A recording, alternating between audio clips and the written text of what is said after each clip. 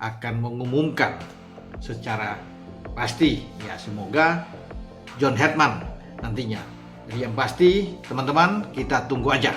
Sangat gacor di lini depan dan kita akan tunggu. Dean Sambergen pasti sedang menanti sekarang. Joe Pelupesi sudah dimakan usia, Tom Haye juga sudah dimakan usia. Gelandang-gelandang muda seperti Laurent Ulrich ini untuk masuk, karena kita masih punya Ivar Jenner juga yang bagus. Laurent Ulrich dan Dean Sambergen akan segera. Di bawah langit merah putih kita berdiri tanpa gentar.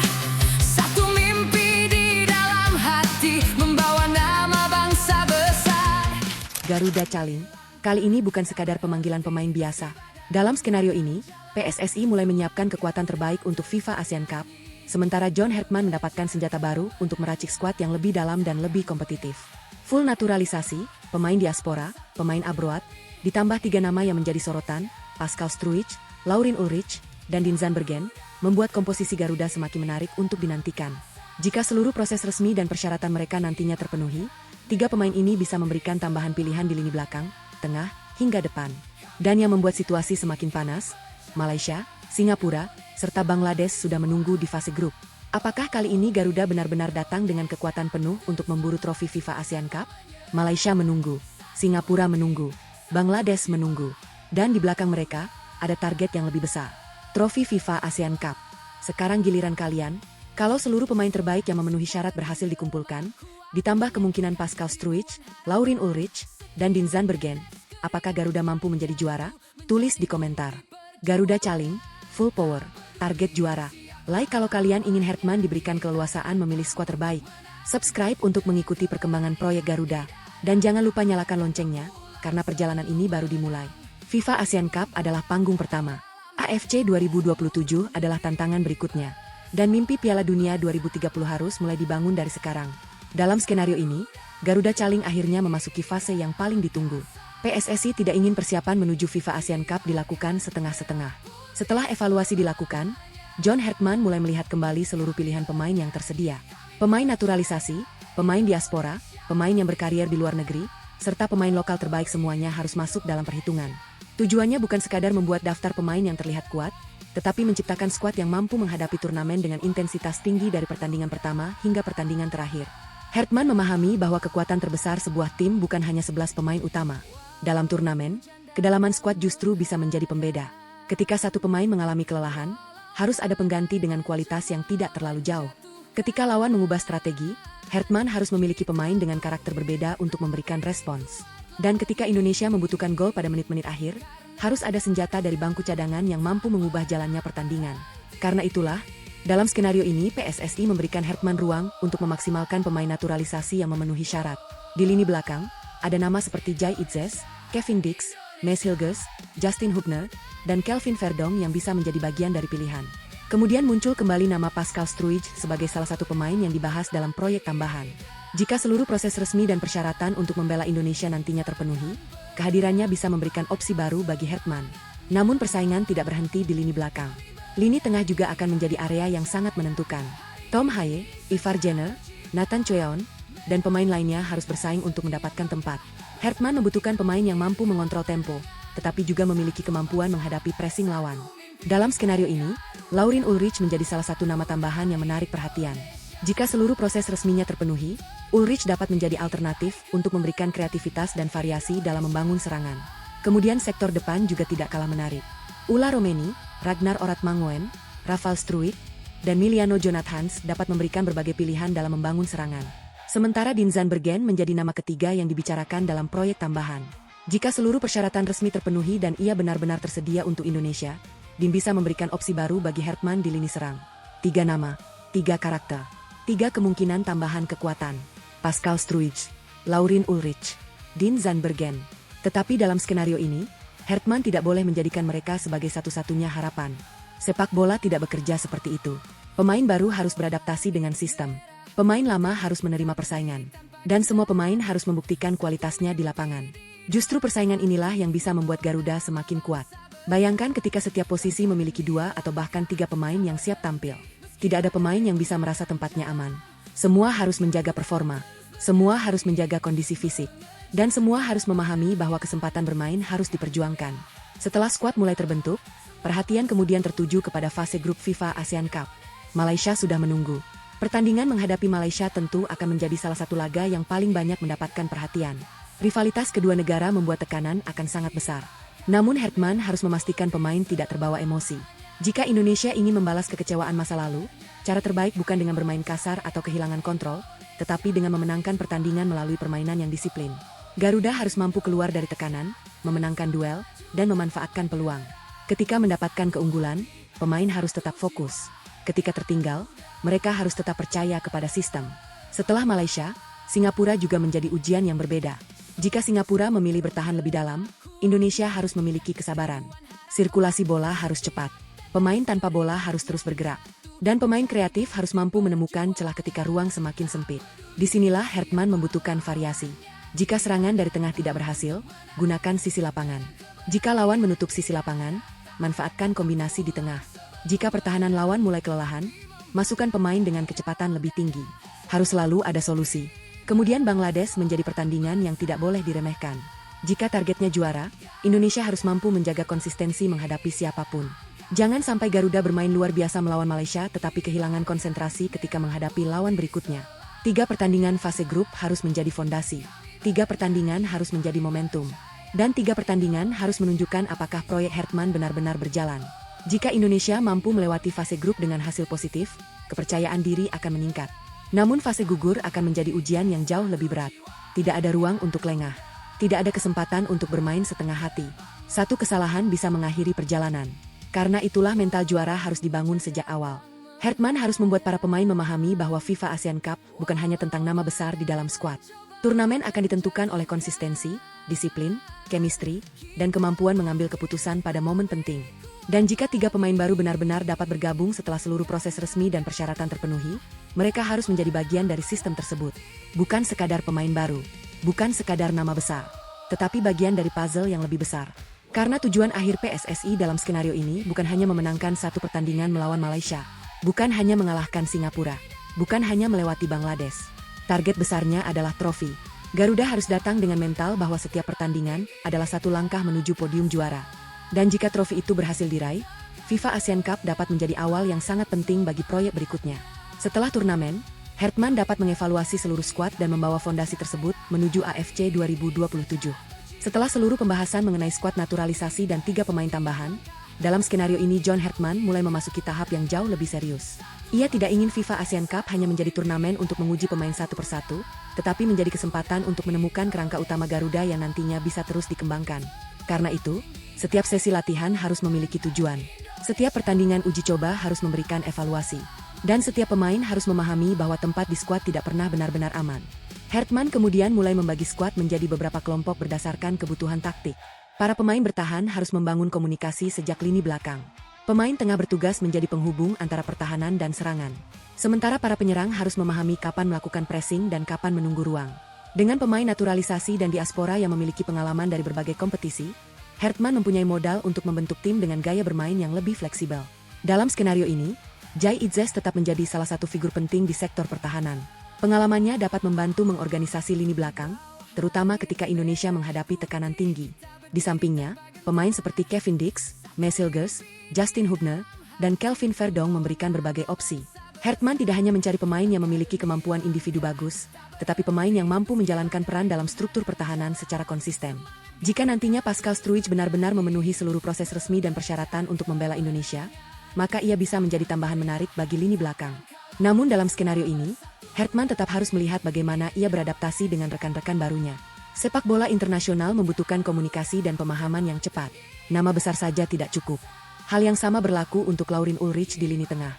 Kehadirannya dalam skenario ini diproyeksikan untuk memberikan alternatif kreativitas. Tetapi ia harus bersaing dengan pemain seperti Tom Haye, Ivar Jenner, dan Nathan Choyon. Persaingan tersebut justru bisa menjadi keuntungan karena Hertman memiliki lebih banyak pilihan untuk menentukan komposisi berdasarkan karakter lawan. Sementara di lini depan, Ragnar Oratmangoen, Ulla Romeni, Rafael Struijk, dan Miliano Jonathans dapat menjadi bagian dari berbagai skenario serangan. Jika kemudian Dinzan Bergen memenuhi seluruh persyaratan resmi untuk membela Indonesia, ia juga dapat menjadi tambahan opsi. Hertman bisa mengubah karakter serangan tanpa harus mengubah seluruh struktur tim. Inilah yang membuat konsep 3 pemain baru menjadi menarik. Mereka bukan sekadar tambahan jumlah pemain, tetapi berpotensi memperbesar pilihan strategi. Struijk memberikan kemungkinan tambahan di belakang, Ulrich menambah variasi di tengah, sedangkan Zandbergen menjadi opsi tambahan di depan. Namun sekali lagi, semua itu tetap bergantung pada proses resmi dan kelayakan masing-masing pemain. Setelah kerangka skuad mulai terbentuk, Hertman kemudian harus memikirkan bagaimana menghadapi lawan di fase grup. Malaysia kemungkinan menjadi pertandingan dengan tekanan terbesar. Rivalitas kedua negara membuat atmosfer pertandingan akan sangat panas. Tetapi Hertman harus mengingatkan pemain bahwa kemenangan tidak boleh dikejar dengan emosi. Indonesia harus bermain cerdas, disiplin, dan memanfaatkan kelemahan lawan. Jika Malaysia melakukan pressing tinggi, Garuda harus mampu memainkan bola dengan cepat. Jika Malaysia menunggu di belakang, Indonesia harus memiliki kesabaran untuk membongkar pertahanan. Dan jika pertandingan berjalan ketat, pemain harus mampu menjaga konsentrasi sampai peluit akhir. Kemudian menghadapi Singapura, Hertman bisa menggunakan pendekatan berbeda. Indonesia mungkin membutuhkan penguasaan bola lebih besar dan pergerakan yang lebih dinamis. Pemain kreatif harus mampu menemukan ruang di antara lini. Sementara pemain sayap dan bek sayap harus membantu menciptakan lebar serangan agar pertahanan lawan tidak terlalu mudah menutup ruang. Setelah itu, Bangladesh juga harus diperlakukan dengan serius. Pertandingan tersebut dapat menjadi kesempatan untuk melakukan rotasi, tetapi bukan berarti menurunkan konsentrasi. Hertman harus memastikan setiap pemain yang mendapatkan kesempatan tetap memberikan intensitas maksimal. Jika 3 pertandingan fase grup dapat dilewati dengan performa meyakinkan, maka mental Garuda akan semakin kuat. Tetapi justru fase gugur menjadi bagian paling menentukan. Tidak ada lagi ruang untuk memperbaiki kesalahan pada pertandingan berikutnya. Satu kesalahan bisa mengakhiri seluruh perjalanan. Karena itu, Hertman harus membangun mental yang berbeda. Pemain harus terbiasa menghadapi tekanan. Mereka harus mampu bermain ketika stadion penuh. Mereka harus mampu menjaga konsentrasi ketika pertandingan berjalan buruk. Dan mereka harus percaya bahwa sistem yang dibangun selama latihan bisa menjadi solusi ketika pertandingan berada dalam situasi sulit. Dalam skenario ini, PSSI juga tidak boleh hanya melihat hasil akhir. Jika Indonesia menjadi juara, tentu itu menjadi pencapaian luar biasa. Tetapi evaluasi terhadap proses juga tetap diperlukan. Bagaimana pemain beradaptasi? Apakah pola permainan berjalan? Apakah pemain muda berkembang? Posisi mana yang masih membutuhkan tambahan kualitas? Semua pertanyaan tersebut penting karena FIFA ASEAN Cup diposisikan sebagai pondasi menuju AFC 2027. Hertman tidak boleh membangun skuad hanya untuk satu turnamen. Ia harus memikirkan bagaimana skuad tersebut berkembang ketika menghadapi lawan dengan level yang lebih tinggi di Asia. Dan setelah AFC 2027, perjalanan masih berlanjut menuju target yang lebih besar, yaitu kualifikasi Piala Dunia 2030. Pemain yang saat ini masih muda akan mendapatkan pengalaman. Pemain senior akan menjadi mentor. Sementara generasi berikutnya harus mulai dipersiapkan sejak sekarang. Jadi, dalam skenario ini, Garuda Caling sebenarnya merupakan awal dari sebuah proyek yang jauh lebih besar. Pemanggilan pemain menjadi pintu pertama. FIFA ASEAN Cup menjadi ujian awal. AFC 2027 menjadi tantangan berikutnya. Dan Piala Dunia 2030 menjadi mimpi jangka panjang. Pada akhirnya, semua kembali kepada satu hal, apakah Hertman mampu menyatukan seluruh pemain tersebut menjadi sebuah tim? Karena memiliki pemain berkualitas memang penting. Tetapi memiliki tim yang kompak jauh lebih penting. Jika Hertman berhasil membangun chemistry, kedalaman skuad, mental juara, dan identitas permainan yang jelas, maka Garuda dalam skenario ini memiliki alasan untuk percaya diri. Malaysia menunggu, Singapura menunggu, Bangladesh menunggu, dan seluruh pendukung Indonesia menunggu satu momen ketika Garuda benar-benar menunjukkan hasil dari proyek besar tersebut. Garuda Caling akan segera dimulai, dan kali ini, targetnya bukan sekadar tampil. Targetnya trofi FIFA ASEAN Cup. Di level Asia, tantangannya tentu akan jauh lebih berat. Tempo permainan lebih tinggi, kualitas lawan semakin merata. Kesalahan kecil bisa langsung dihukum. Karena itu, pengalaman dari FIFA ASEAN Cup harus dimanfaatkan semaksimal mungkin. Pemain belajar, pelatih mengevaluasi, skuad berkembang, dan proyek Garuda terus berjalan. Kemudian target jangka panjang tetap mengarah kepada kualifikasi Piala Dunia 2030. Jadi dalam skenario ini, Garuda Caling bukan sekadar pemanggilan pemain untuk satu turnamen. Ini adalah awal dari proses panjang untuk membangun tim yang memiliki kedalaman, identitas, dan mental bertanding. Full naturalisasi bukan tujuan akhir. 3 pemain baru bukan tujuan akhir. FIFA ASEAN Cup juga bukan akhir perjalanan. Semuanya adalah bagian dari proses. Dan ketika jersey merah putih akhirnya dikenakan, semua pemain harus memiliki satu pikiran yang sama. Kita datang untuk berjuang. Bukan untuk sekadar tampil. Bukan untuk sekadar lolos. Tetapi untuk memberikan yang terbaik dan mengejar trofi. Dalam skenario ini, taktik John Hertman mulai menjadi bagian paling menarik dari proyek Garuda. Dengan skuad yang dipenuhi pemain naturalisasi, diaspora, pemain abroad, serta 3 nama tambahan yang menjadi sorotan, Hertman tidak bisa menggunakan satu pendekatan untuk semua pertandingan. Ia harus membangun sistem yang fleksibel, sehingga Indonesia bisa berubah dari tim yang agresif menjadi tim yang lebih pragmatis hanya dalam beberapa menit ketika situasi pertandingan menuntutnya. Salah satu fokus utama Hertman adalah transisi cepat. Ketika Indonesia kehilangan bola, pemain terdekat harus segera melakukan tekanan untuk menghambat lawan membangun serangan. Namun ketika bola berhasil direbut, Garuda harus segera mengubah situasi menjadi serangan. Dengan pemain yang memiliki kecepatan dan kemampuan membawa bola, transisi seperti ini dapat menjadi senjata penting untuk mengejutkan pertahanan lawan. Di lini belakang, Hertman membutuhkan struktur yang disiplin. Jai Itzes, Kevin Dix, Mees Hilgers, Justin Hubner, dan Kelvin Verdong dalam skenario ini dapat menjadi bagian dari pilihan untuk membangun pertahanan yang lebih kuat. Mereka harus menjaga jarak antar lini agar tidak memberikan ruang terlalu besar kepada lawan. Ketika salah satu bek maju membantu serangan, pemain lain harus siap menutup ruang yang ditinggalkan. Jika Pascal Struijk nantinya benar-benar memenuhi seluruh persyaratan resmi untuk membela Indonesia, Hertman juga memiliki kemungkinan tambahan di sektor pertahanan. Namun pemain baru tetap harus beradaptasi dengan sistem dan komunikasi tim. Tidak ada jaminan langsung menjadi pemain utama hanya karena memiliki pengalaman di Eropa. Kemudian Hertman bisa menggunakan lini tengah sebagai pusat kontrol permainan. Tom Haye, Ivar Jenner, dan Nathan Choeon dapat diberi peran berbeda sesuai kebutuhan. Satu pemain menjaga keseimbangan, satu membantu progresi bola, sementara pemain lainnya memberikan tekanan ketika Indonesia kehilangan penguasaan bola. Dalam skenario ini, Laurin Ulrich menjadi salah satu opsi tambahan yang menarik. Jika seluruh proses resminya terpenuhi, Ulrich dapat memberikan alternatif kreativitas ketika Garuda menghadapi pertahanan yang sangat rapat. Ia bisa menjadi pemain yang bergerak di antara lini dan membantu menciptakan ruang bagi penyerang. Sementara itu, lini depan akan menjadi tempat Hertman menerapkan rotasi berdasarkan karakter lawan. Ragnar Oratmangoen, Ulla Romeni, Rafael Struijk, dan Miliano Jonathans bisa memberikan variasi dalam serangan. Jika membutuhkan kecepatan, Hertman bisa memilih pemain yang mampu menyerang ruang. Jika membutuhkan kombinasi pendek, ia dapat menggunakan pemain dengan kemampuan teknis yang lebih kuat.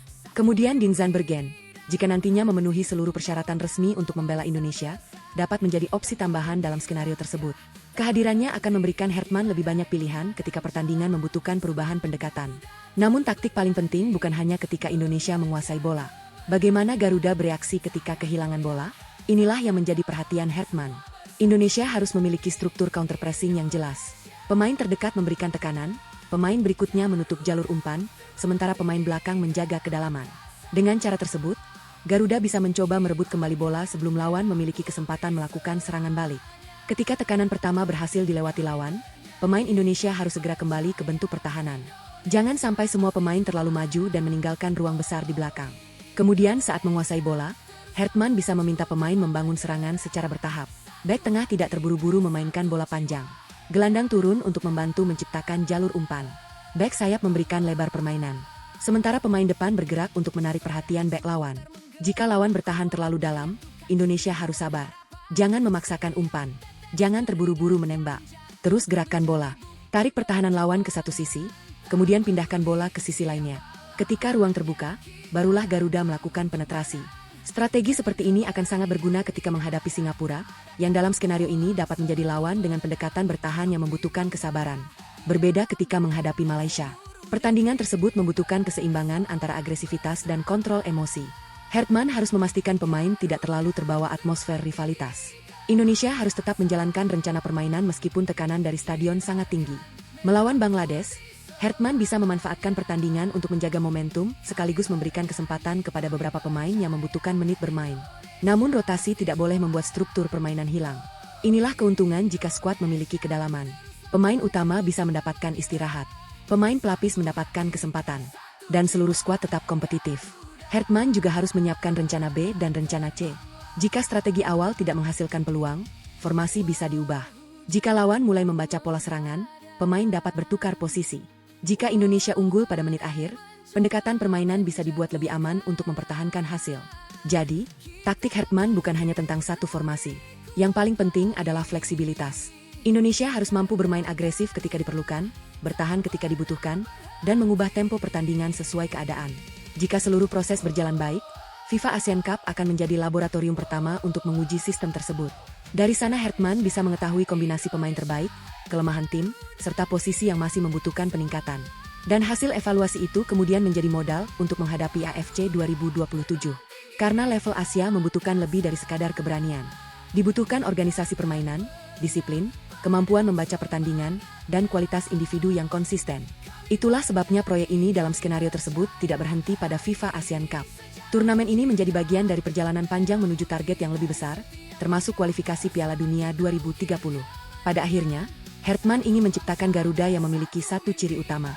Ketika lawan mengubah permainan, Indonesia mampu memberikan jawaban. Ketika ditekan, Garuda tidak panik. Ketika mendapatkan ruang, Garuda menyerang. Ketika kehilangan bola, Garuda bereaksi. Dan ketika pertandingan memasuki menit-menit terakhir, mental para pemain tetap kuat. Karena jika target PSSI adalah trofi FIFA ASEAN Cup, maka Garuda membutuhkan lebih dari sekadar skuad bertabur nama. Garuda membutuhkan taktik yang jelas, pemain yang disiplin, dan mental juara.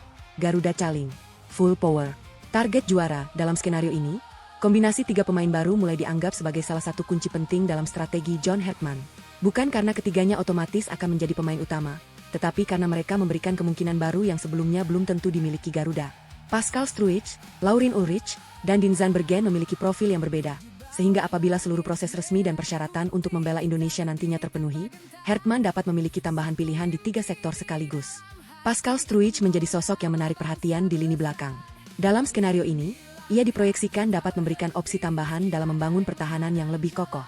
Dengan adanya Struijk, Hertman bisa memiliki lebih banyak pilihan untuk menentukan kombinasi bek tengah, terutama ketika menghadapi lawan yang mengandalkan duel fisik dan bola-bola panjang. Namun tentu saja, kualitas tersebut tetap harus dibuktikan ketika berada dalam sistem Garuda. Di lini tengah, Laurin Ulrich menjadi bagian lain dari puzzle tersebut. Dalam skenario ini, ia dapat memberikan alternatif kreativitas dan pergerakan di area tengah. Ketika Garuda menghadapi lawan yang menumpuk pemain di belakang, keberadaan pemain yang mampu mencari ruang dan mengalirkan bola dengan cepat bisa menjadi sangat penting. Hertman tidak ingin serangan Indonesia hanya bergantung pada satu pola. Ia ingin memiliki beberapa cara untuk membongkar pertahanan. Sementara itu, Dean Zandbergen menjadi tambahan yang diproyeksikan untuk memperbesar pilihan di lini serang. Jika seluruh proses resmi nantinya terpenuhi, Dean dapat memberikan karakter berbeda dalam skema penyerangan. Dengan semakin banyak pilihan di depan, Hertman bisa menyesuaikan komposisi berdasarkan lawan yang dihadapi dan kondisi pertandingan. 3 pemain, 3 sektor, 1 tujuan, membuat Garuda semakin memiliki banyak solusi. Namun justru disinilah strategi Hertman menjadi menarik.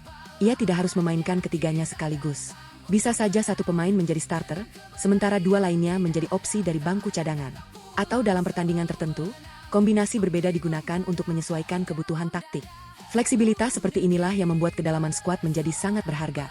Bayangkan pertandingan berjalan ketat melawan Malaysia. Indonesia membutuhkan pertahanan yang lebih solid, tetapi tetap harus mampu membangun serangan dari belakang. Hertman bisa menggunakan komposisi bek yang berbeda untuk menghadapi karakter penyerang lawan. Kemudian ketika pertandingan memasuki babak kedua, ia dapat melakukan perubahan untuk meningkatkan agresivitas. Ketika menghadapi Singapura, kebutuhan bisa berubah. Jika lawan memilih bertahan rapat, Indonesia membutuhkan pemain yang mampu menciptakan peluang dan memecah blok pertahanan. Dalam situasi seperti itu, pemain dengan karakter kreatif seperti Ulrich dalam skenario ini bisa menjadi salah satu alternatif, apabila memang tersedia dan memenuhi persyaratan. Sedangkan menghadapi Bangladesh, Hertman harus menjaga keseimbangan antara menyerang dan mempertahankan energi skuad. Rotasi menjadi sangat penting agar pemain utama tidak terlalu terkuras sebelum memasuki fase berikutnya. Itulah mengapa 3 pemain baru ini tidak boleh dilihat sebagai sekadar 3 nama tambahan. Mereka merupakan bagian dari konsep yang lebih besar, membuat setiap lini memiliki alternatif. Di belakang ada pilihan, di tengah ada pilihan, di depan juga ada pilihan. Dan ketika satu strategi tidak berjalan, Hertman memiliki kesempatan untuk mengubah permainan tanpa harus kehilangan seluruh struktur tim. Tetapi ada satu tantangan besar, chemistry. Pemain baru membutuhkan waktu untuk memahami rekan-rekannya. Mereka harus mengetahui kapan back naik membantu serangan, kapan gelandang turun menjemput bola, dan kapan penyerang melakukan pressing. Semua detail tersebut tidak bisa dibangun hanya dalam satu sesi latihan. Karena itu, pemusatan latihan menjadi sangat penting. Hertman harus menguji berbagai kombinasi, melihat pemain mana yang paling cocok, kemudian menentukan struktur utama. Tidak peduli seberapa besar nama pemain tersebut, jika tidak cocok dengan sistem, ia harus bersaing kembali. Inilah filosofi yang membuat proyek Garuda dalam skenario ini semakin menarik. Tidak ada pemain yang otomatis mendapatkan tempat. Semua harus berjuang. Semua harus menunjukkan kualitas. Dan semua harus memahami bahwa jersey merah putih adalah tanggung jawab besar. Jika proses tersebut berhasil, kombinasi pemain lama dengan 3 tambahan baru bisa menciptakan skuad yang jauh lebih fleksibel. Pemain naturalisasi memberikan pengalaman, pemain lokal memberikan energi dan identitas, sementara pemain baru memberikan kemungkinan tambahan. Dari sinilah, Hertman kemudian bisa mulai membangun strategi jangka panjang. FIFA ASEAN Cup menjadi tahap pertama untuk menguji kombinasi tersebut. Setelah itu, Pengalaman dan evaluasi dibawa menuju AFC 2027. Dan jika fondasi skuad semakin kuat, generasi tersebut dapat terus berkembang menuju target jangka panjang kualifikasi Piala Dunia 2030. Jadi, dalam skenario ini, 3 pemain baru bukanlah akhir dari proyek. Mereka adalah kepingan tambahan. Kepingan yang bisa membuat Garuda memiliki lebih banyak pilihan. Kepingan yang membuat persaingan internal semakin ketat. Dan kepingan yang berpotensi membantu Hertman menemukan formula terbaiknya. Karena pada akhirnya, Indonesia tidak membutuhkan sekadar skuad yang penuh nama besar. Indonesia membutuhkan skuad yang mampu bekerja sebagai satu kesatuan. Jika itu berhasil diwujudkan, maka ketika Malaysia, Singapura, Bangladesh, dan lawan-lawan berikutnya berdiri di hadapan Garuda, mereka tidak hanya menghadapi 11 pemain. Mereka menghadapi satu skuad yang memiliki banyak solusi. Dan disitulah proyek besar Hertman benar-benar mulai terlihat. Garuda Caling, 3 pemain baru, 1 target, juara FIFA ASEAN Cup.